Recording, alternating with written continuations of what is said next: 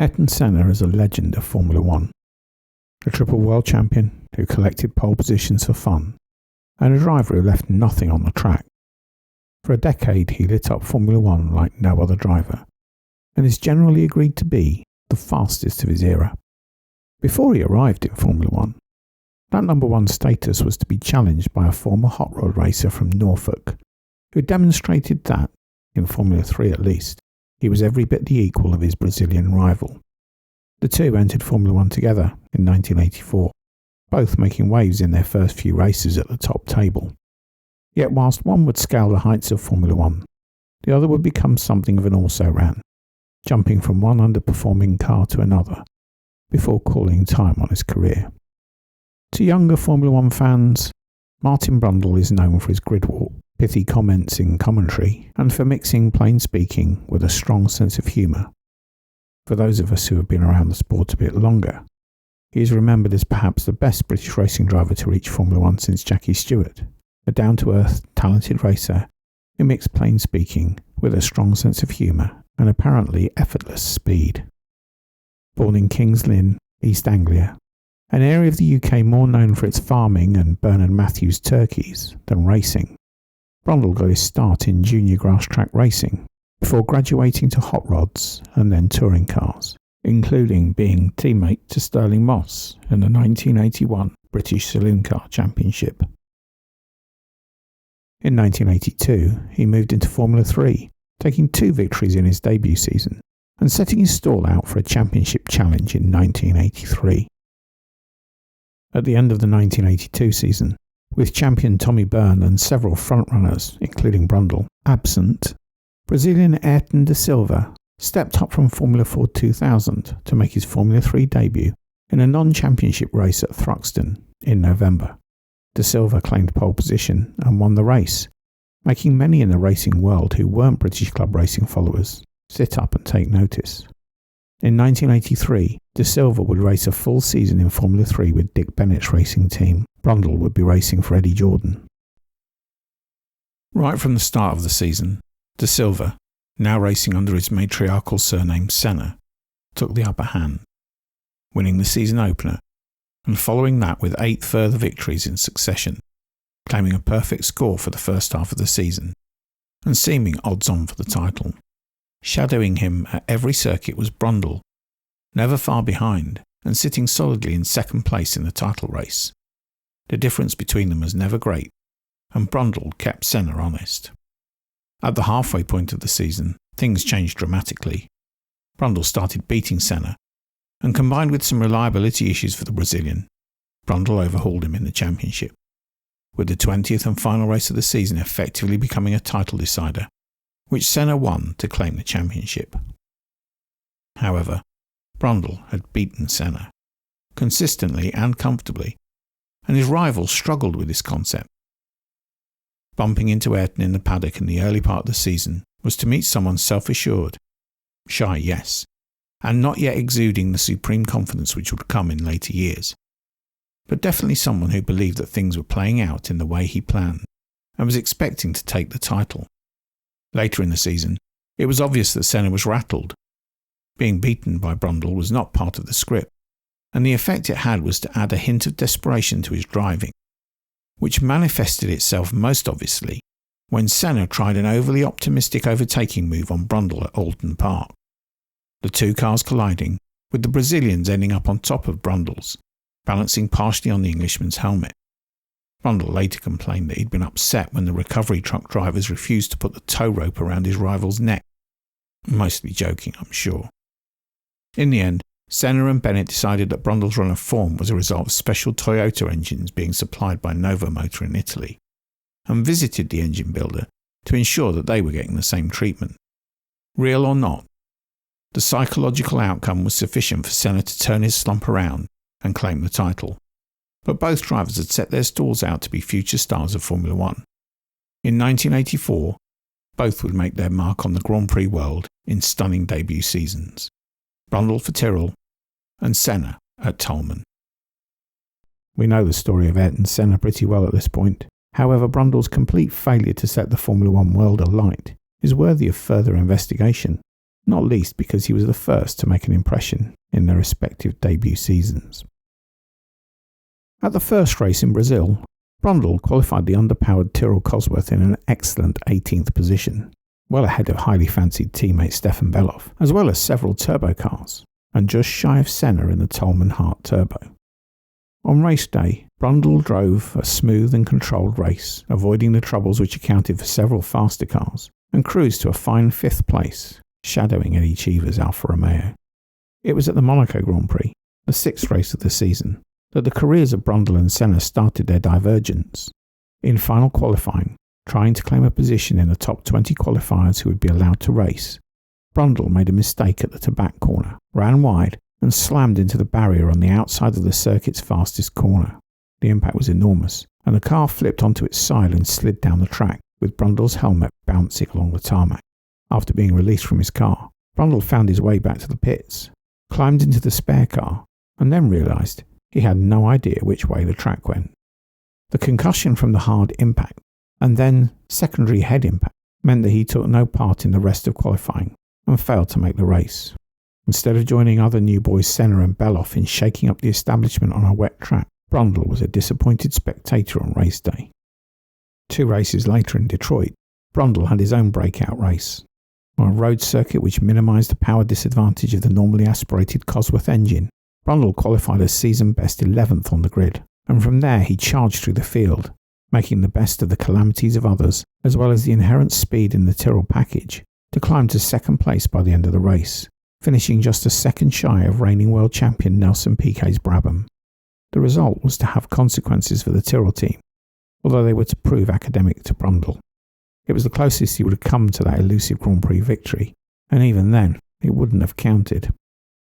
At the next race in Dallas, Brundle crashed heavily on his very first lap in qualifying, slamming into the concrete blocks which lined the temporary circuit in the Dallas State Fair car park and crushing the front of his car. Brundle's ankles were badly broken, and his left foot was only attached by a small strip of flesh. At first, it was thought that the foot would need to be amputated, but after flying home from the US, British surgeons were able to reconstruct the ankle, albeit unable to return full mobility in the process. This accident brought Brundle's career to a full stop, being out of action for the rest of the season. Worse was to come. After scrutineering found that the car he had driven to 2nd place in Detroit showed evidence of cheating by the Tyrrell team. The stewards passed their report to the FIA, who excluded Tyrrell from the World Championship and scrubbed all of its results, meaning that not only had Brundle lost his 2nd place and other points, he had effectively suffered his injury for no reason at all. The season had been one of highs and lows, with a first podium position and a near miss for a debut season victory being the high points, whilst the Dallas accident was very much the low point. Still, there was general optimism for his return in 1985, with Tyrrell announcing a deal to use Renault turbo engines, which were expected to help the team and its talented drivers to race at the sharp end of the grid. Whilst Tyrrell prepared its first turbocharged car, the drivers were forced to start the season with the older Cosworth-powered car. The engine was by now completely outperformed by the turbo engines powering every other car on the grid. It took until Canada for Brundle to finally get his hands on a turbo of his own. However, despite being relatively powerful and reliable, Tyrrell were unable to make the most of the package, and Brundle wasn't able to score any points before the end of the season. A turbo engine wasn't a panacea for performance issues now that everyone had one. Meanwhile, Brundle's old Formula 3 rival Senna had claimed his first Grand Prix victory, having switched from Tolman to Lotus. Despite the problems of 1985, Brundle chose to stay with Tyrrell in 1986, and in a much improved car finally scored his first legitimate points at the British Grand Prix, claiming 5th place, scoring again in Hungary, and then claiming 4th place in the season finale in Adelaide. It had been an improvement on the previous year's damp performance, but once again the contrast in fortunes between Brundle and Senna was stark. Senna had claimed more victories and had been in the championship battle until very late in the season. Perhaps driven by the disappointment of 2 difficult years with Tyrrell, Brundle accepted an offer from the German Zakspeed team. The team had a record of success in saloon car racing and had entered Formula 1 with its own turbo engine. It was finding out to its cost that this was not an easy undertaking when the competition was made up of car manufacturers with much bigger budgets and many more engineers to throw at problems. The move was a dreadful mistake. Brundle scored points with a 5th place finish at Imola in the second race of the season, but beyond that the car was neither reliable nor quick, and they were to be the only points the team scored that season, and also the only points the team would score throughout its time in Formula 1. A tough season had dimmed Brundle's star. As a result, he left Formula 1 and spent 1988 driving for the Jaguar sports car team, which was run by Tom Walkinshaw. He made one Grand Prix appearance that year, returning to race with Williams, deputising for Nigel Mansell, who was stood down with chickenpox. The season turned out to be a success, with Brundle taking the World Sports Car Championship. Meanwhile, Senna was claiming his first Formula 1 title. Looking forward, not backward, Brundle had restored faith in his talent and raised his profile with Formula 1 teams once more. He returned to Formula 1 in 1989 with the Brabham team, now owned by Walter Brune. The car was powered by the Judd V8 engine, and across the season Brundle brought it home to 3 points finishes in Monaco, at Monza and in Suzuka. The car was a competitive midfield proposition, and Brundle extracted strong performances from it.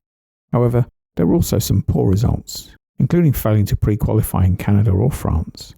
And at the end of the season, Brundle decided to abandon Formula 1 once more, rejoining the Jaguar sports car team for 1990, being part of the team which claimed victory in the 24 Hours of Le Mans that year. In 1991, Brabham signed an agreement with Yamaha to provide it with new Works V12 engines. In theory, this was a substantial upgrade on the Judd V8 and should have pushed the team further up the grid. The deal was enough to persuade Brundle to return to Formula 1 once more, a decision he would come to regret. The Yamaha engine lacked power, had a prodigious thirst, and was horrendously unreliable.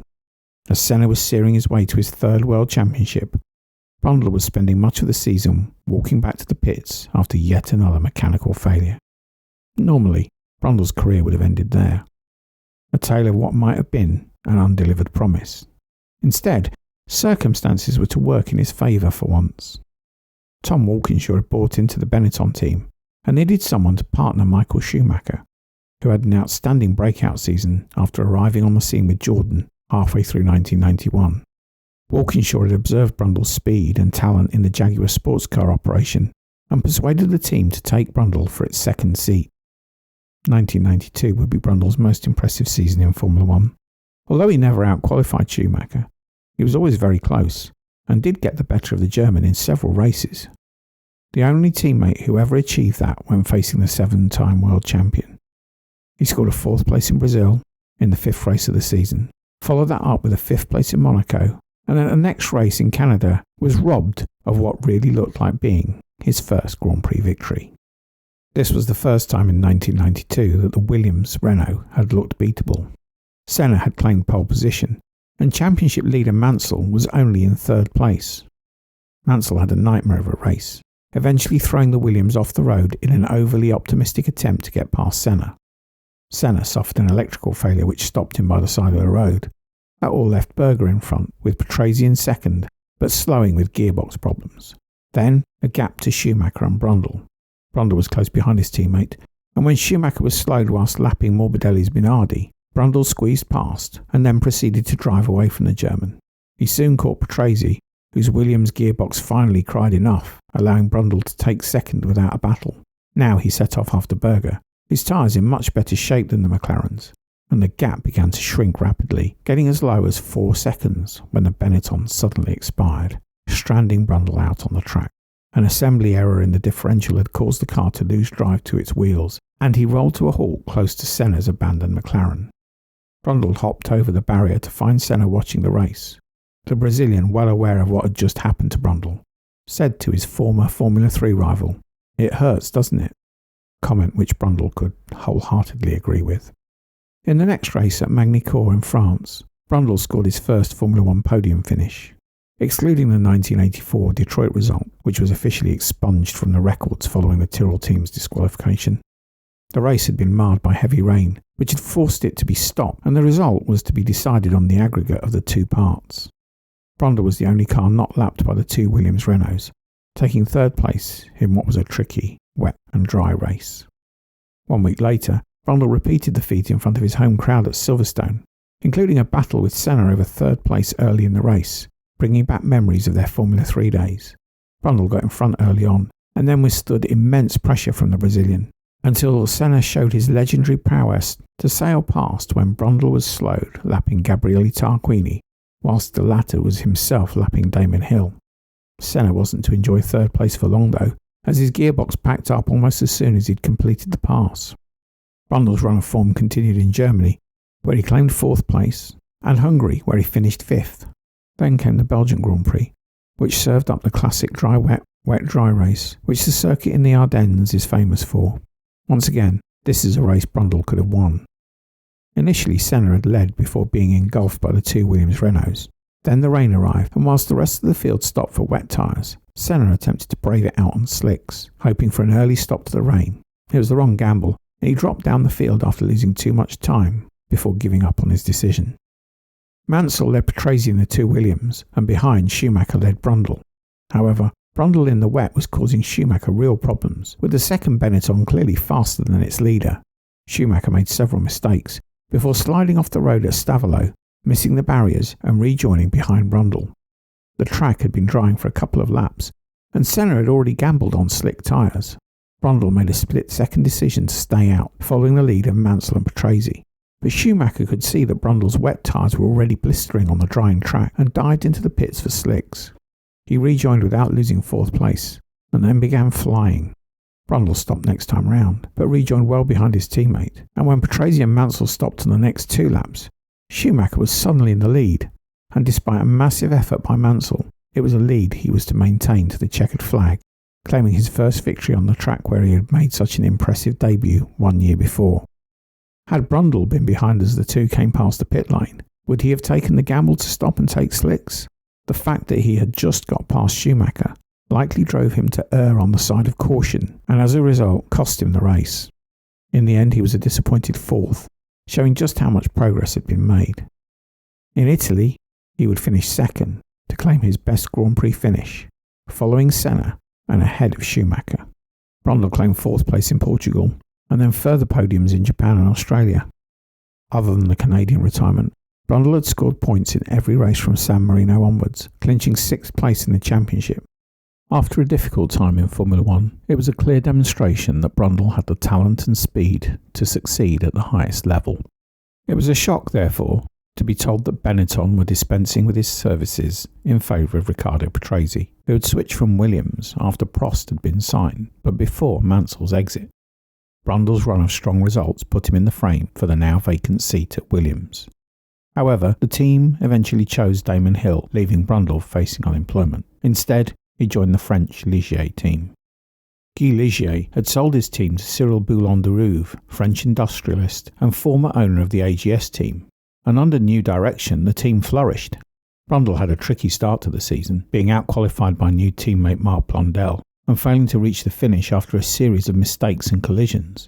But in the fourth race of the season at Imola, it all came good, as he avoided start-line chaos, kept out of trouble on a damp track, and then won a race with the Saubers to be best of the rest. When Senna retired with mechanical failure, and Hill dropped his Williams off the road whilst lapping Alex Zanardi, Brundle claimed third place and another visit to the podium. It was the start of a good run for Brundle, who scored points 6 times in the remaining races, and finished the season in 7th place in the championship. With Williams signing Senna, Brundle was offered a drive with McLaren, an opportunity which seemed heaven sent. Whilst Williams was expected to be the class of the field, Benetton and McLaren were expected to lead the chasing pack. McLaren would be using new Peugeot V10 engines after signing a works deal with the French company, and Brundle seemed to have an opportunity to build on the success of the previous 2 seasons. At the opening race in Brazil, Brundle lost what would have been 4th place, and was lucky not to be seriously injured, after being the innocent victim of an accident between Eddie Irvine and Jos Verstappen, with the rear wheel of Verstappen's Benetton hitting Brundle's helmet as it rolled over the top of the McLaren. At the second race in Aida in Japan, Brundle was on course for a podium finish when his engine overheated 15 laps from the flag. The events of San Marino are well known and traumatic, and Brundle admitted that he had been severely affected by Senna's death. At the following race in Monaco, Brundle drove a perfect race from start to finish to convert 8th place on the grid to a 2nd place finish behind Schumacher. In Spain, he lost 3rd place when his transmission failed 6 laps from the flag, and suffered early mechanical failures at each of the next 4 races. He was on track for another podium in Hungary when an electrical failure stopped his car on the last lap, although he was still classified in 4th place despite the retirement. Brundle scored points in 3 of the final 6 races, finishing with another podium in Australia to once again finish the season in 7th place. After what had been another impressive season, Brundle found himself dumped once more, as Marlboro and Peugeot wanted a big-name signing for 1995. They had initially tried to persuade Alain Prost to drive in 1994, and in 1995 turned to Nigel Mansell, the former world champ, being seen as more of a PR coup than retaining Brundle. By this time, Tom Walkinshaw and Flavio Briatore had purchased the Ligier team, primarily so that they could switch the team's Renault engine supply to Benetton to give Schumacher parity with Williams in that year's championship battle. Walkinshaw, still a big fan of Brundle, persuaded Briatore, who was not, that Brundle should be given a seat in the team. However, in deference to new engine supplier Mugen Honda, the drive would be shared with Aguri Suzuki across the season. Brundle drove in 11 of the 17 races, gaining the lion's share of the drives as a result of the performance advantage he had over the Japanese driver. He secured a 4th place finish in France, and then claimed the final podium of his career at Spa, once again proving his prowess in a mixed wet and dry race. For 1996, Brundle switched to Jordan, where he would reunite with his former Formula 3 boss, and Peugeot engines, which McLaren had ditched in favour of new Mercedes Ilmor units. At the season opener, Brundle had an enormous accident which saw his car rolling several times, after an incident triggered by Jean Alesi and David Coulthard approaching turn 3 at 180 miles an hour. Climbing from the wreckage of his car somehow uninjured, Brundle ran back to the pit, found safety officer Professor Sid Watkins, and got permission to take part in the restarted race in the team's spare car, not having run in the years since his accident in Dallas. Brundle said the biggest problem after this accident was the pain in his ankles, a result of that extended run rather than the crash itself. It was all to no avail. In the restarted race, Brundle retired on lap 3 after running into the back of Pedro Diniz in the Ligier. Overall, it was a disappointing season. Brundle finished in the points 5 times, but was involved in a number of incidents in early races, driver errors accounting for 6 retirements across the season. And by the end of the year, there were no offers to race in 1997, so Brundle left Formula 1 for the last time. In a career which spanned 13 years, 165 races and 9 podium finishes, his best results were 2 second places. I think anyone who watched Brundle across the 1983 British Formula 3 season, who saw how close Brundle ran Senna, would say that it is a hugely disappointing return for a driver with such obvious talent. Many would point to his Dallas accident and the impact his damaged ankle might have had on his performance. Yet in 1992 and 1994, he ran both Michael Schumacher and Mika Hakkinen closer than any other teammate was to do across their Formula 1 careers. The performance was clearly still there. Brundle's poor results really seemed to be the result of being in the wrong place at the wrong time. He really should have been in the second Williams seat for 1993. However, I suspect that Alain Prost was worried Brundle might prove to be a tougher teammate to beat than he wanted, and had some say in the decision to pick Damon Hill instead. Had Brundle been in Hill's place, I don't think he would have beaten Prost, but he would have certainly have picked up that elusive victory. In 1994, after Senna's death, I also suspect that Brundle would have beaten Schumacher to the title as well. Brundle has been massively successful as a commentator in Formula 1, but I wonder how much of that he would give up to have stood on the top step of a Grand Prix podium just once. Truly a story of what might have been.